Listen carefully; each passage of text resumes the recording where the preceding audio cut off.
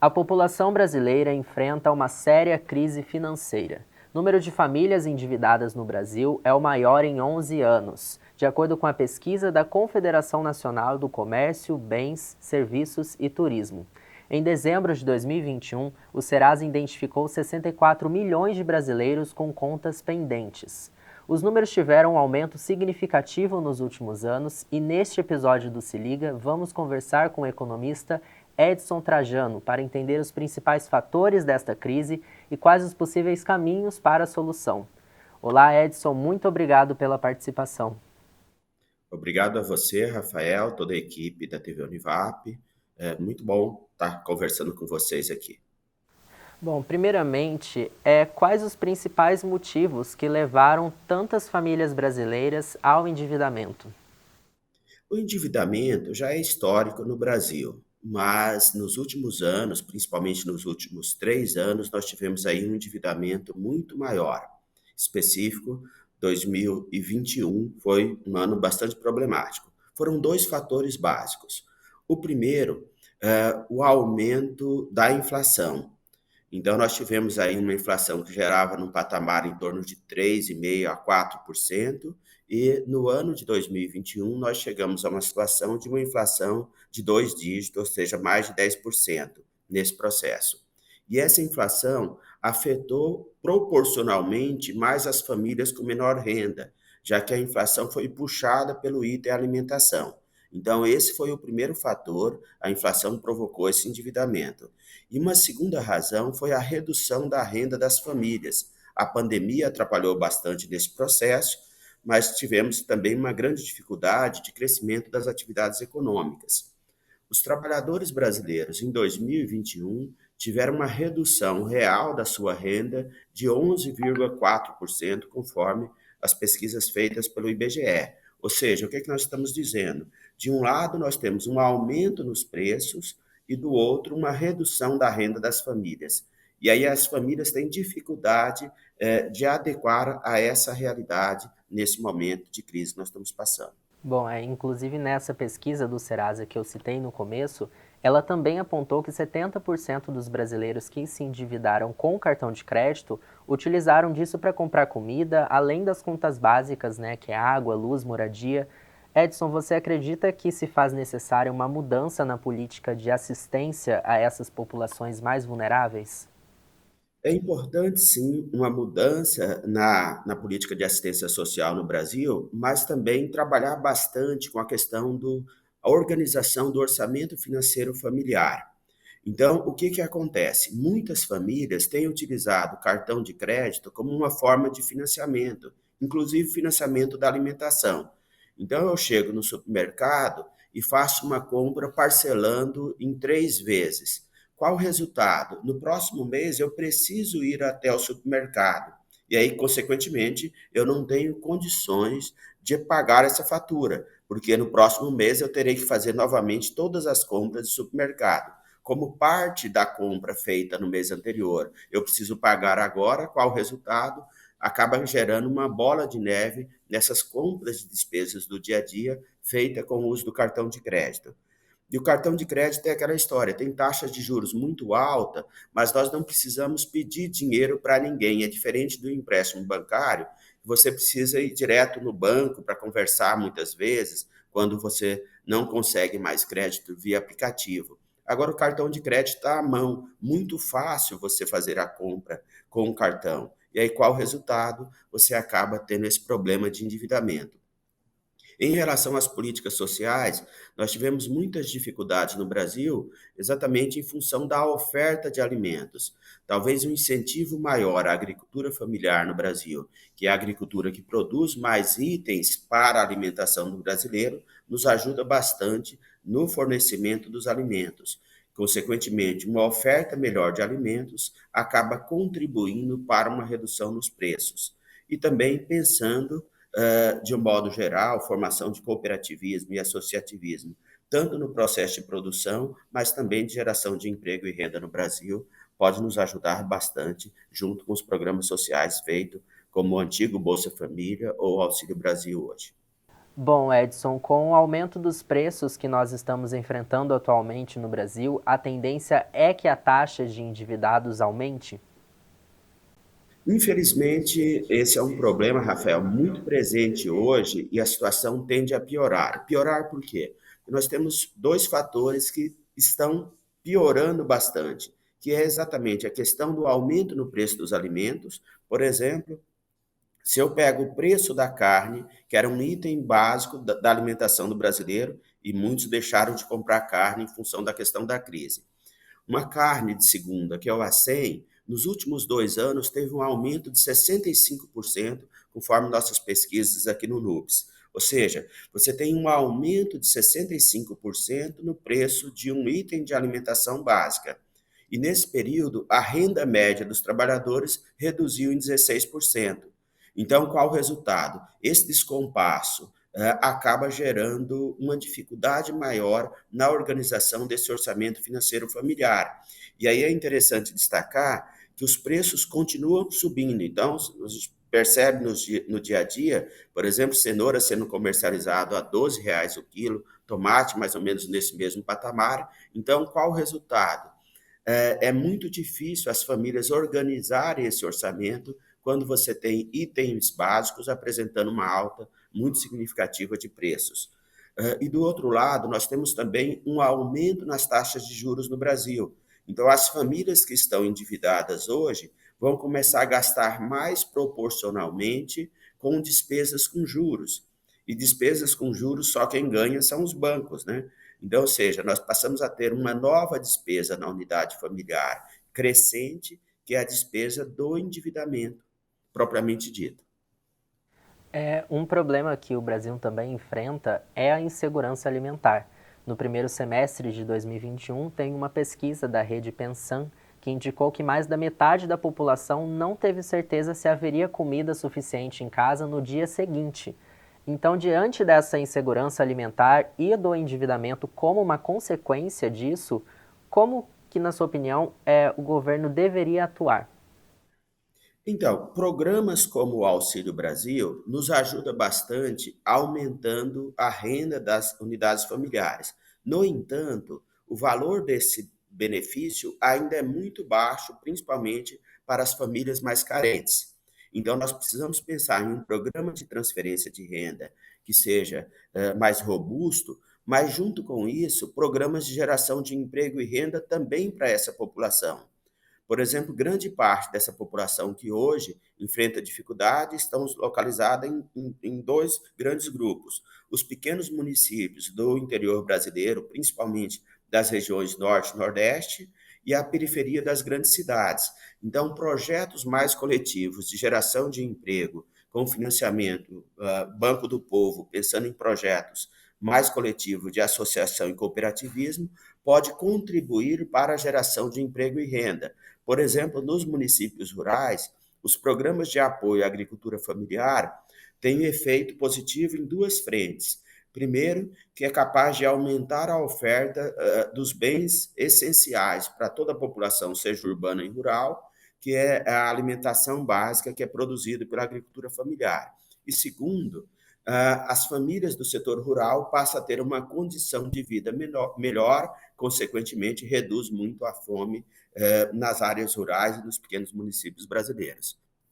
Então, é Sim. sempre importante pensar em políticas de transferência de renda, como o programa Bolsa Família ou Auxílio Brasil, mas também, junto com isso, geração de emprego, apoio maior à população.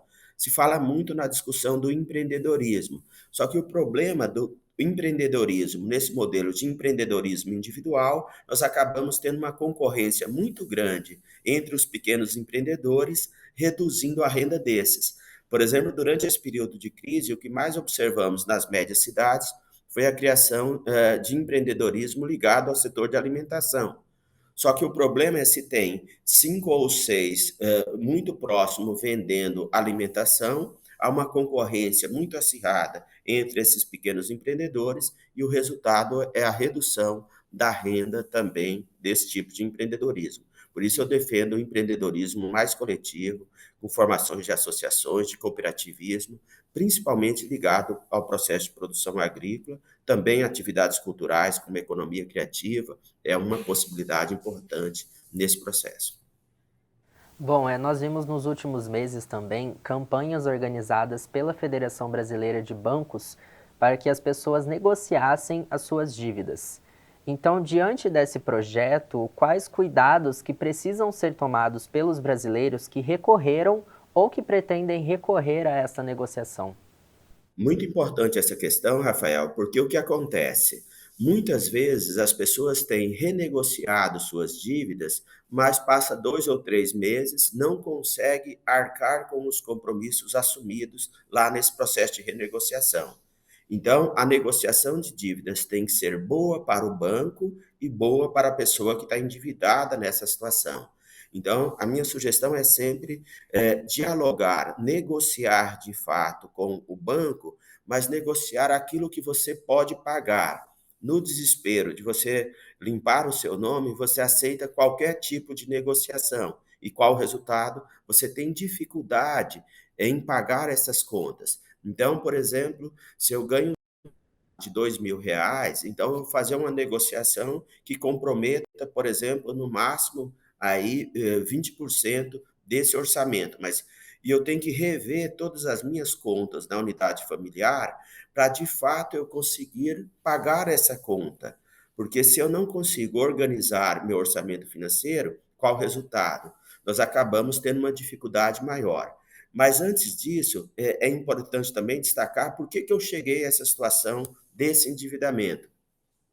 Muitas vezes, as pessoas até têm uma situação que está numa situação confortável em termos de orçamento financeiro familiar, mas todos os dias tem bancos oferecendo linhas de crédito.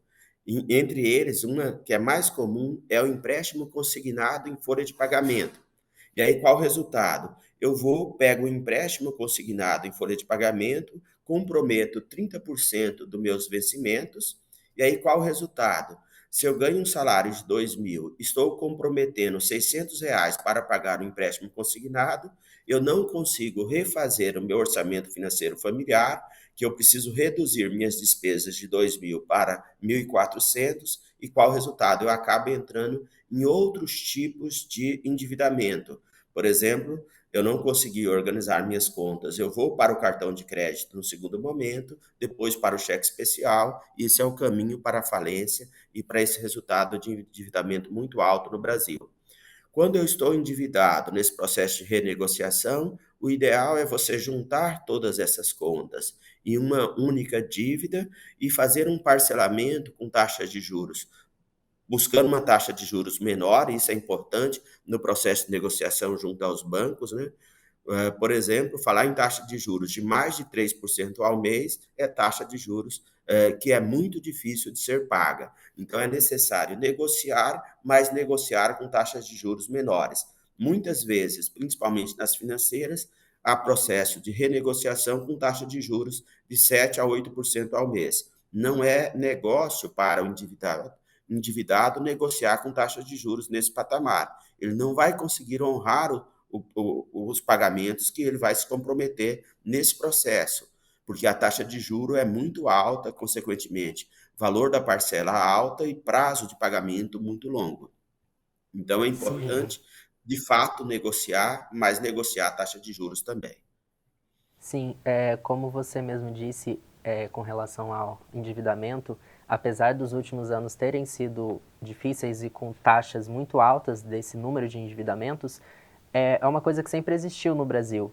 E pela sua visão, quais os possíveis caminhos que deveriam ser tomados para a solução desses altos índices? O primeiro ponto, Rafael, é a questão do planejamento financeiro familiar. Eu preciso organizar as minhas contas conforme a minha possibilidade de pagamento. Por exemplo, eu não preciso ter mais que um cartão de crédito. Jamais eu preciso mais de um cartão de crédito. Por quê? O cartão de crédito me dá 2 vezes o valor da minha renda. Então, se eu gasto com o cartão de crédito em função do limite do cartão, qual o resultado? Eu não vou ter condições de pagar a fatura. Eu tenho que pensar que minhas contas devem ser em função do limite da minha renda e não do limite do meu crédito. Esse é o primeiro ponto que é fundamental nesse processo. Colocar na ponta do lápis tudo que eu estou recebendo e tudo que eu estou gastando. Isso é fundamental no orçamento financeiro familiar.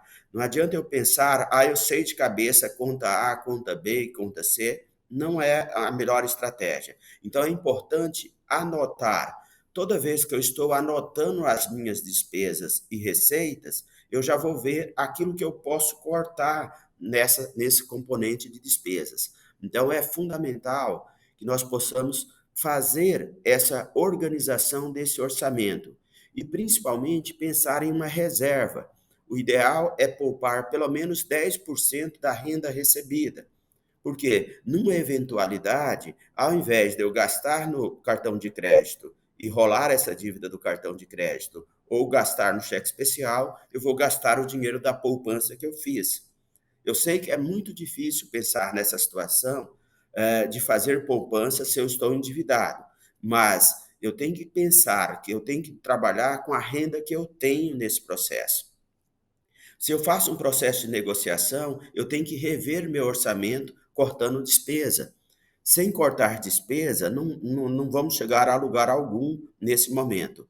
É claro que justificativas para o endividamento nós temos 50.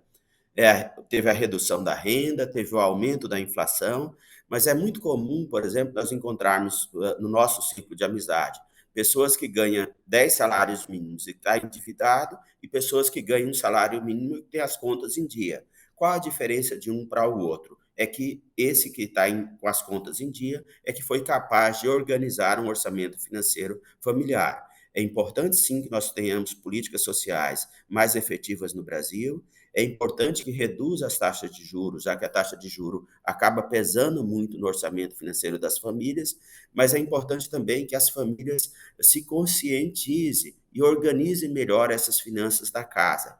Dinheiro é muito difícil de ser ganho e fácil de ser gastos. Então, se eu for buscar justificativa para gastar mais, por exemplo, vou aproveitar um produto que está em promoção, mas não necessariamente esse produto é essencial na minha casa. Então, eu preciso pensar muito bem na hora de organizar essas contas. Até nos supermercados é importante também, na hora de fazer suas compras, levar uma lista pronta de casa do que de fato eu estou precisando, aproveitar os períodos de promoção. Por exemplo, aqui no Vale do Paraíba é muito comum os supermercados fazerem promoções às quartas-feiras, então é uma boa dica de compra, pesquisar em mais de um estabelecimento, se o preço do combustível aumentou muito, ver a possibilidade de usar o transporte coletivo algumas vezes, que é um pouco mais barato, qual é a possibilidade que eu tenho de reduzir essas despesas. E também, em termos de políticas públicas, é importante trabalhar com a questão da educação financeira.